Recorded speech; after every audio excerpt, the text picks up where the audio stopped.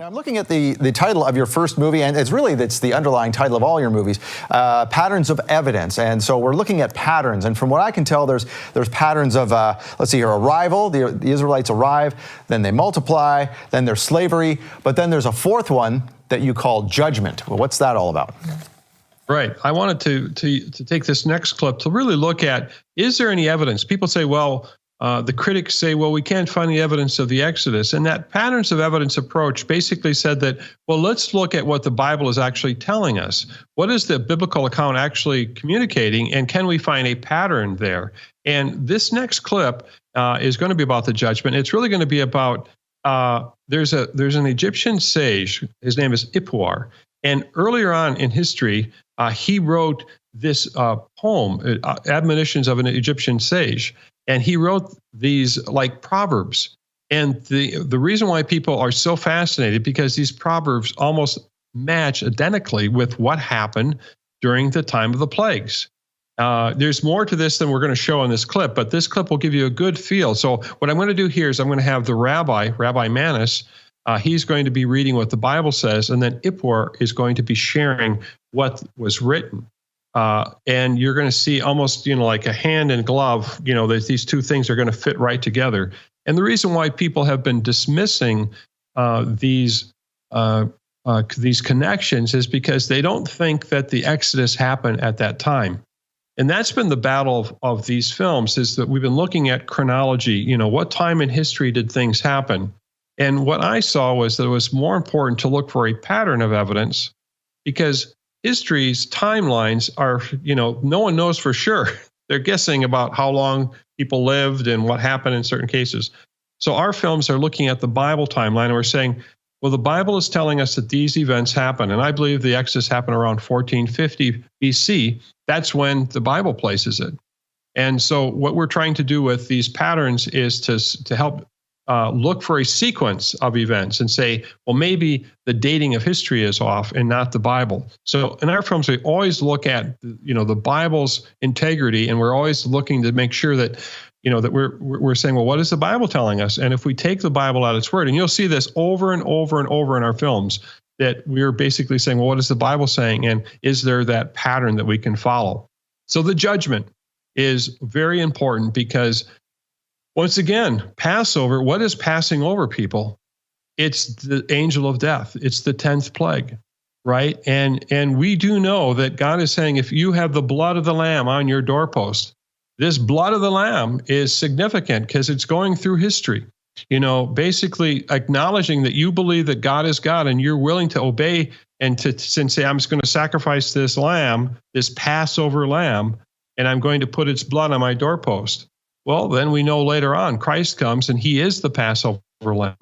And so that's why this is significant to understand these different things, because death is coming.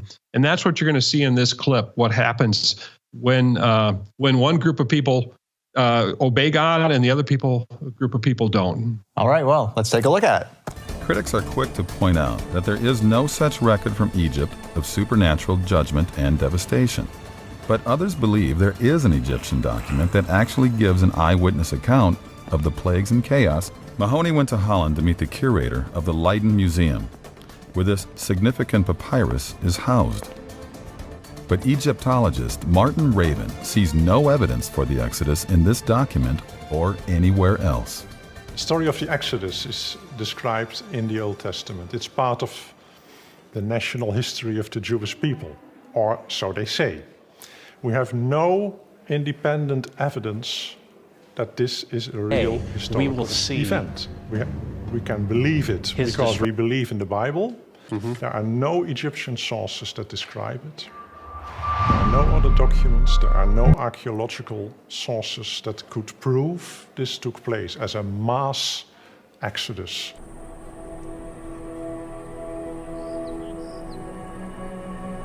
Raven's position, again, is that of most Egyptologists today. But there are some scholars who suggest that descriptions found in this Egyptian document bear a remarkable resemblance to the plagues of the Bible, only from an Egyptian point of view. Written by a scribe named Ipuwer, the papyrus known as the Admonitions of an Egyptian Sage poetically describes a series of calamities and the chaos that followed. Ipuwer. We don't know who he was, but he was obviously somebody in a position to address His Majesty, the King. There's only one copy of this specific text, and that is here in the Leiden Museum. It's a very, very vivid report, or would-be report, of what happens to Egypt when the central power falls away. Many believe a cult of Egypt's power is exactly what would have happened due to the plagues of Exodus. And as I compared the book of Exodus to the writings of Ipuwer, I too was intrigued by the similarities. To convince Pharaoh, God says, take some water from the Nile and pour it on the ground. And as it hits the ground, it will turn into blood. Behold, Egypt is fallen to the pouring of water, and he who poured water on the ground seizes the mighty in misery. And all the water in the Nile turned into blood, and the fish of the Nile died, and the Nile reeked, so that the Egyptians could not drink water from the Nile. The river is blood. If you drink of it, you lose your humanity and thirst for water. All the livestock of the Egyptians died. Fire ran down from heaven, and the Lord sent hail upon the land. Even the flax and the barley were smitten. Gone is the barley of abundance. Food supplies are running short. The nobles hunger and suffer.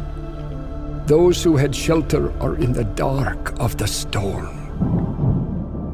I see no connection between the papyrus of Ipuwer and the story of the plagues of Egypt. It is in a way, but in a very indirect way, an eyewitness report of a historical period. It pretends to be such a report, but in fact it isn't.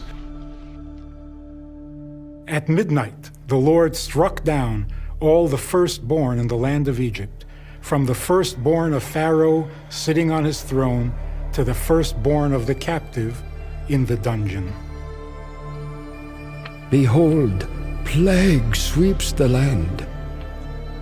Blood is everywhere, with no shortage of the dead. He who buries his brother in the ground is everywhere. Woe is me for the grief of this time. And there was great wailing throughout the land of Egypt, for there was not a house without its dead. Wailing is throughout the land, mingled with lamentations. All the time we have to convince ourselves that this person can't have seen all this. He imagined it, or he had received his inspiration from other similar propagandistic literature. Because it's so fantastic. Yes, it's very fantastic, but he hasn't seen it. He just imagined it. Don't confuse this with the message of the Bible, the 10 plagues. That's a quite different story. Whether this happened or not is irrelevant. It's a beautiful literary document. And again, yes, God was angry and punished the Egyptians, but this is just a literary cliché. You know, Tim, my favorite set of movies that you have so far is the Red Sea Miracle Part 1 and 2, where you gave both a Hebrew perspective and an Egyptian perspective. You gave the Egyptian one first, and I went to the movie theater to see that when it first came out. And in Charlotte here, they actually had to open 2 movie theaters because by the time I went to get my ticket, the first theater was sold out, and I had to go to the second one. And during the intermission, everyone was just enthralled talking about the movie. I've never seen people respond to a movie like that.